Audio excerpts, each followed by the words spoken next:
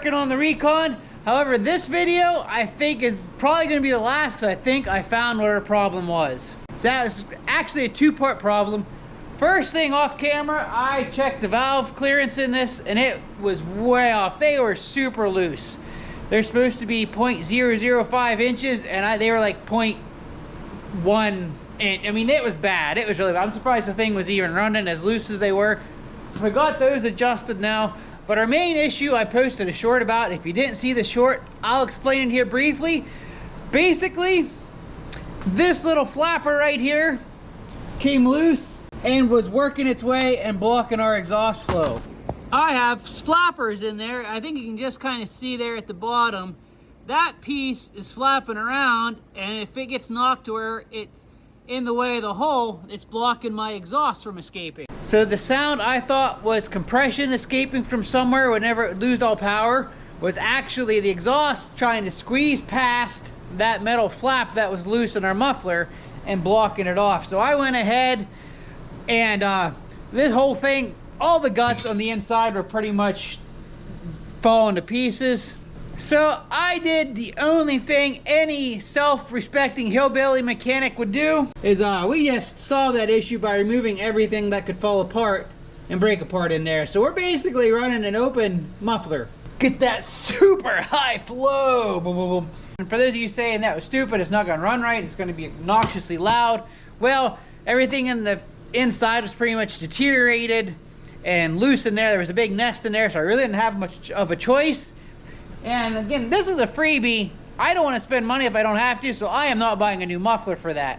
So I'm going to take the end here, now that we've got everything out of there that's going to cause issues. We'll stick her on there. We'll use a little metal magic and melt this guy back in place. And then we will throw the muffler back on the Recon. Man, it's been a while since I had to do any welding. I hope I don't forget how to.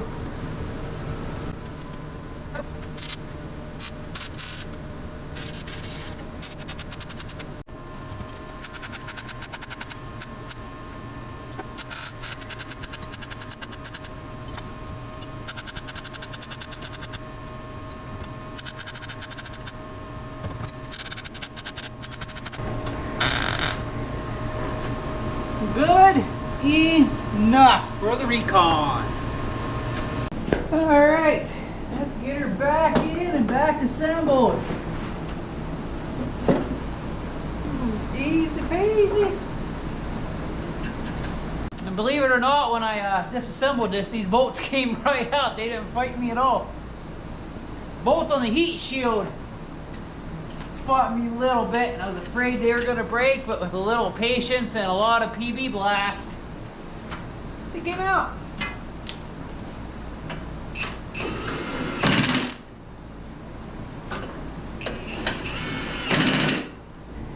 Alright, I think this is my bolt for our joint here. No, I did not replace the exhaust gasket in here. Yes, it's probably gonna leak. No, I don't care. I'm not that worried about it.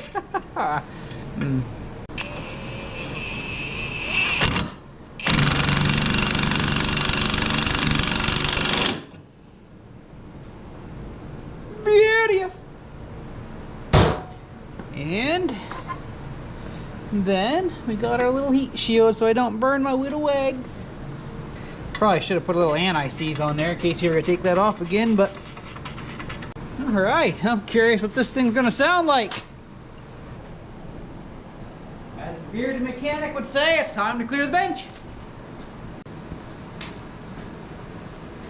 Fuel on, key on, get her in neutrality.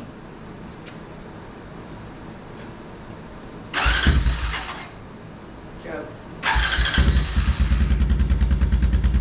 Really loud.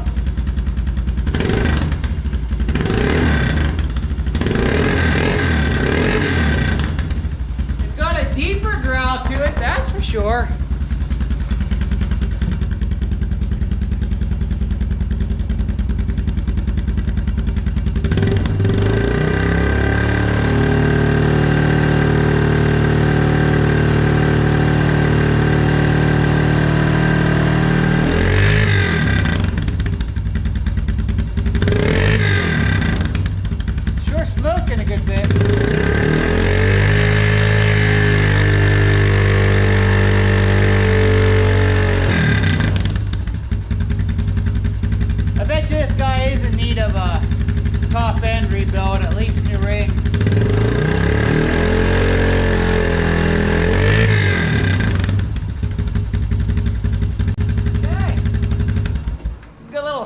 muggy in here.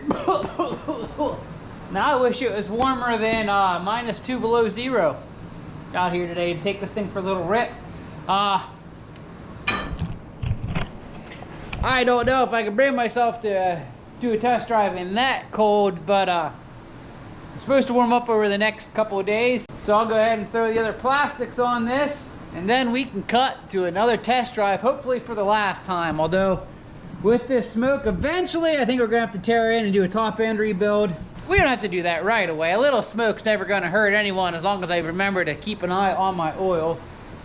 And plus, a little oil might have got down in the cylinder anyway when I had the head off and was adjusting the valves, because I was cranking it and pumping oil a little bit as I was doing that, just to make sure that the oil pump was working and we had oil flowing.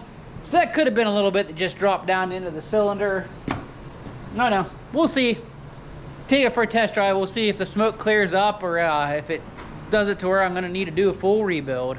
So I'd say it's time for another round of test drive here, and let's fingers crossed this puppy's all ready to go now. Cold start, a little bit choke, fires right up, probably didn't even need to choke.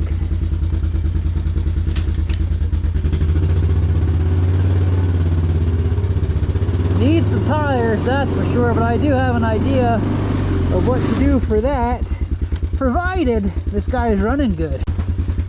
So before, we never got a couple laps around the barn before it started acting up. Oh boy, this is a slushy mess. So we'll see how she does now. Oh, it's slushy. Oh, I'm gonna get soaked. There's second gear. Oh, I'm gonna get soaked because the snow's melting, which I'm glad for. Third gear. Yeah. Power slide. Woo! Oh, she's got all the ponies. She's really spinning. Oh, these tires have no traction.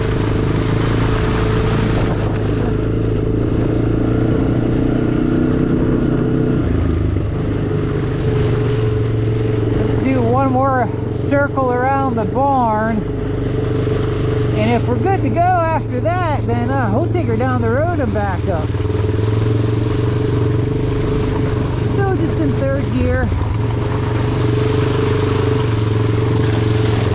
Getting soaked.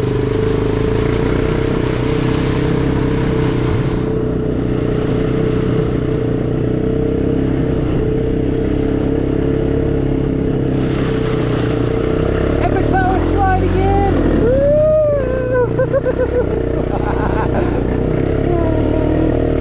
It's such a small and lightweight four-wheeler. It's going to be a blast to rip around on.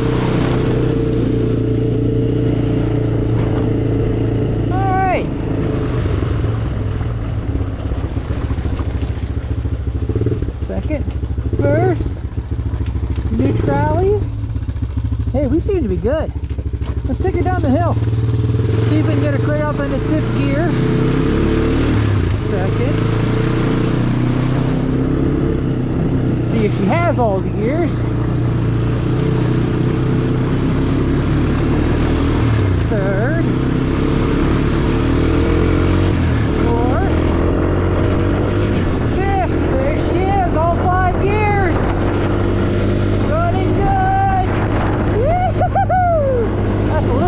Yet, but it's in the 40s today, so it feels like a heat wave. Brake test. Oh yeah, she's locking them up. So we got good brakes. That's better than we got on the Big Bear.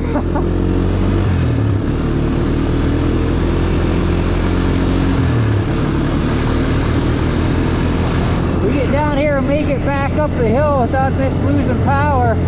I'd say we're golden. Oh, that's still a little chilly. I should put at least gloves on.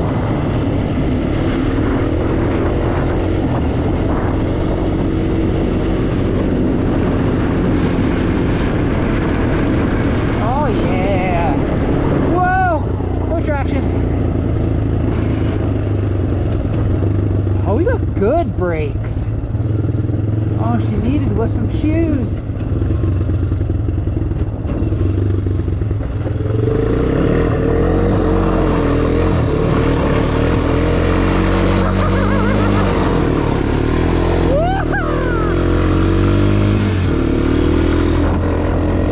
I almost got caught doing donuts.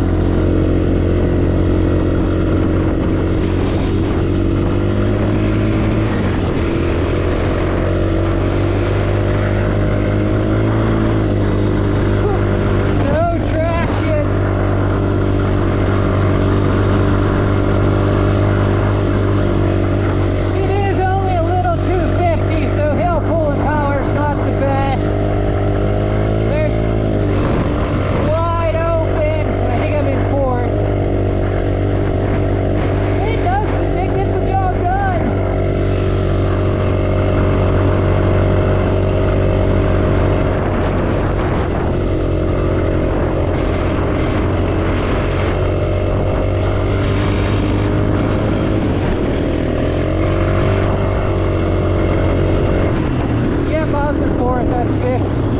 There's fourth. There's third. All right. Now we just need to do something about tires on this thing.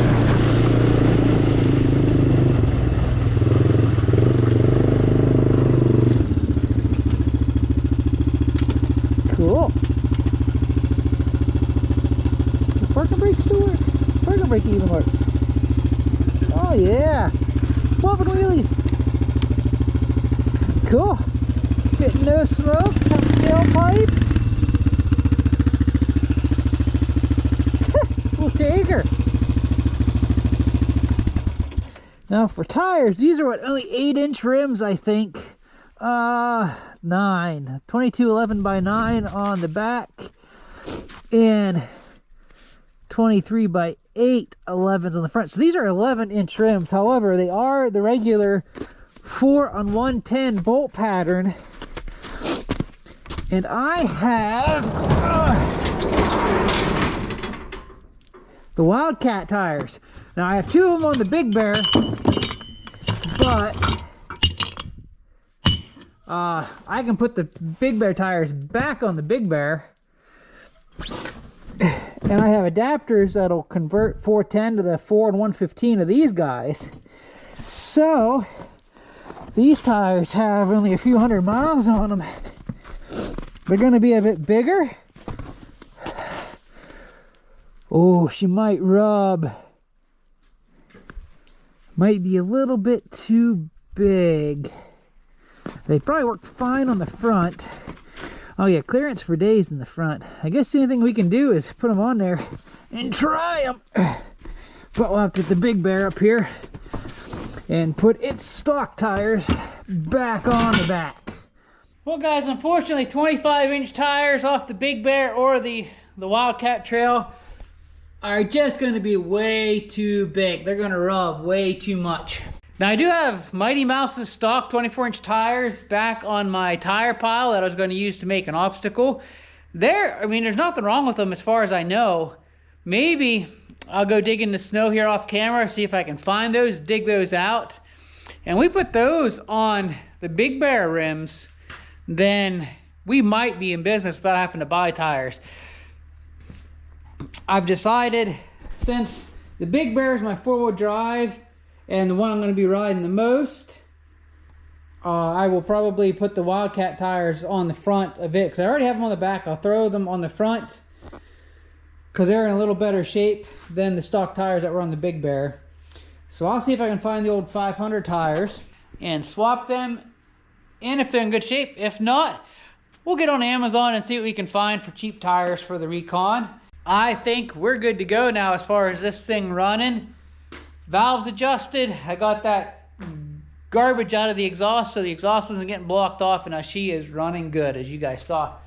So we'll consider this project wrapped up for now. When the weather gets nice and the snow melts, when we get this guy out on the trail, we can do a full evaluation of it. So I want to get my GS450 in here and get to working on. But I think before I do, we have a couple little things left on Zippy here we need to get buttoned up. As far as the seat cover, I got a wire backwards to where it won't start in neutral. The light comes on, but until I put it in first gear, I don't have spark. And I think I just have 2 wires backwards. So we got that to straighten out. We got a seat cover to put on, and to see if we can salvage the over fenders off the stock plastics for on here.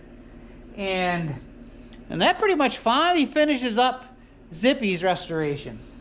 So I think we're gonna go ahead and jump to that next, but let me know in the comments below what you guys think. Should we start with another street bike, will it run project, or should we get Zippy up on the lift and get a couple little things finished up with that? So let me know in the comments below.